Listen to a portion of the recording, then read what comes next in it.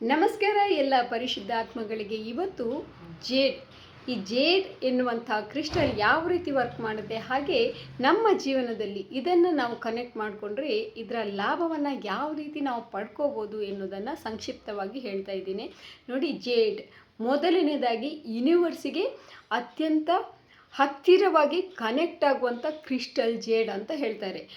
ನೀವು ಈಗಾಗಲೇ ನೋಡಿರ್ಬೋದು, ಹಲವಾರು ವಿಚಾರಕ್ಕೆ ಸಂಬಂಧಪಟ್ಟಂತೆ ಮ್ಯಾನಿಫೆಸ್ಟೇಷನ್ ಇರಲಿ ಅಥವಾ ನಮ್ಮ ಇಚ್ಛೆಯನ್ನು ಕನ್ವರ್ಟ್ ಮಾಡುವಂಥ ಸಂದರ್ಭದಲ್ಲಿ ಇರ್ಬೋದು, ಈ ಯೂನಿವರ್ಸಿಗೆ ಕನೆಕ್ಟ್ ಮಾಡುವಂಥ ಕ್ರಿಸ್ಟಲ್ ಇದು ಜೇಡ್ ಅಂತ ಹೇಳ್ತಾರೆ.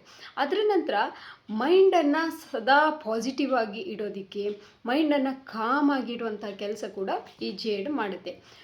ಅದರ ಮೇಲೆ ಇದು ಹೃದಯ ಚಕ್ರಕ್ಕೆ ಸಂಬಂಧಪಟ್ಟಿರುವಂಥ ಕ್ರಿಸ್ಟಲ್ ಆಗಿರೋದ್ರಿಂದ ಸಂಬಂಧದಲ್ಲಿ ಪದೇ ಪದೇ ನಕಾರಾತ್ಮಕತೆ ಅಥವಾ ನೆಗೆಟಿವಿಟಿ ಹೆಚ್ಚಾದಾಗ ಈ ಜೇಡನ್ನು ಬಳಸೋದ್ರಿಂದ, ಇದು ಹೃದಯ ಚಕ್ರಕ್ಕೆ ಸಂಬಂಧಪಟ್ಟಿರೋದ್ರಿಂದ ಇದರಿಂದ ಒಂದು ಉತ್ತಮವಾದಂತಹ ಬಾಂಧವ್ಯವನ್ನು, ಸಂಬಂಧವನ್ನು ಕನೆಕ್ಟ್ ಕೂಡ ಮಾಡ್ಕೋಬೋದು ಎನ್ನುವುದನ್ನು ಹೇಳ್ಬೋದು.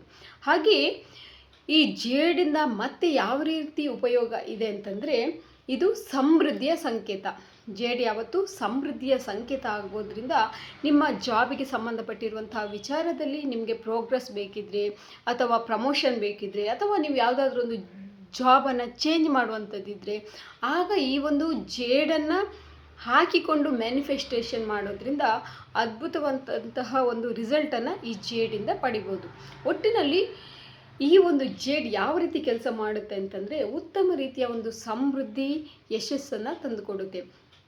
ನಾನು ಈಗಾಗಲೇ ಕ್ರಿಸ್ಟಲ್ ಬಗ್ಗೆ ಹೇಳುವಾಗ ಹೇಳ್ತಾ ಇದ್ದೆ, ನೀವು ಯಾವ ರೀತಿ ಆ ಕ್ರಿಸ್ಟಲ್ಗಳಿಗೆ ಕನೆಕ್ಟ್ ಆಗ್ತೀರಾ, ಅದರ ಜೊತೆ ಒಂದು ಸಂಬಂಧವನ್ನು ಬೆಸೆದುಕೊಳ್ತೀರಾ, ಅಷ್ಟು ಕನೆಕ್ಟಾಗಿ ನಮಗೆ ಸಪೋರ್ಟಿವ್ ಆಗಿ ಕೆಲಸ ಮಾಡುತ್ತೆ ಅನ್ನೋದನ್ನು ಹೇಳಿದ್ದೀನಿ.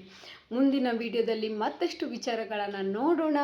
ಹಾಗೆ ಈ ಜೇಡನ್ನು ತೆಗೆದುಕೊಳ್ಳುವಾಗ, ಪರ್ಚೇಸ್ ಮಾಡುವಾಗ ಖಂಡಿತವಾಗಿಯೂ ನೀವು ಇದನ್ನು ಒರಿಜಿನಲ್ ಹೌದಾ ಅಲ್ವಾ ಅಂತ ಪರೀಕ್ಷಿಸಿ ನೋಡಿಕೊಂಡೇ ತಗೊಳ್ಳಿ. ಅಂದರೆ ಯಾಕಂತಂದರೆ ಈ ಜೇಡ್ ಮಣಿ ರೂಪದಲ್ಲೂ ಸಿಗೋದ್ರಿಂದ ನಿಮಗೆ ಒರಿಜಿನಲ್ ಯಾವುದು, ಮಣಿ ಯಾವುದು ಒಂದು ತಿಳಿಯೋದಕ್ಕೆ ಸ್ವಲ್ಪ ಕಷ್ಟ ಆಗ್ಬೋದು. ಆ ಕಾರಣದಿಂದ ನೀವು ಜೇಡನ್ನು ಬಳಸುವಾಗ ಆಭರಣದಲ್ಲಿ ಇರ್ಬೋದು, ಕ್ರಿಸ್ಟಲ್ ರೂಪದಲ್ಲಿ ಇರ್ಬೋದು, ಅಥವಾ ನೀವು ಹರಳಿನ ರೂಪದಲ್ಲಿ ಇರ್ಬೋದು, ಯಾವುದೇ ರೀತಿಯಿಂದ ಬಳಸುವಾಗಲೂ ಕೂಡ ನೀವು ನೋಡಿಕೊಂಡು ವಿಚಾರ ಮಾಡಿಕೊಂಡು ತೆಗೆದುಕೊಳ್ಳಿ ಅಂತ ಹೇಳ್ತಾ ಇವತ್ತಿನ ವಿಡಿಯೋವನ್ನು ಮುಗಿಸ್ತಾ ಇದ್ದೇನೆ. ಪರಿಶುದ್ಧ ಕ್ರಿಯಾ ಎಲ್ಲರನ್ನ ಕ್ಷಮಿಸಿ, ಎಲ್ಲರ ಬಳಿ ಕ್ಷಮೆ ಕೇಳಿ ಮಾಡುವಂಥ ಕ್ರಿಯೆ. ಅದರ ಜೊತೆಗೆ ಈ ಕ್ರಿಸ್ಟಲ್ಗೆ ಸಂಬಂಧಪಟ್ಟಂಥ ತರಗತಿಗಳನ್ನು ನಾನು ಪದೇ ಪದೇ ಮಾಡ್ತಾ ಇರ್ತೀನಿ.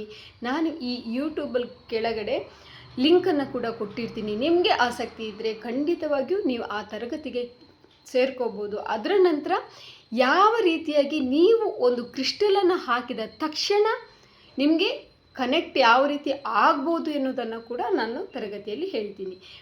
ಎಲ್ಲರನ್ನ ಕ್ಷಮಿಸಿ, ಎಲ್ಲರ ಬಳಿ ಕ್ಷಮೆ ಕೇಳೋಣ ಬನ್ನಿ.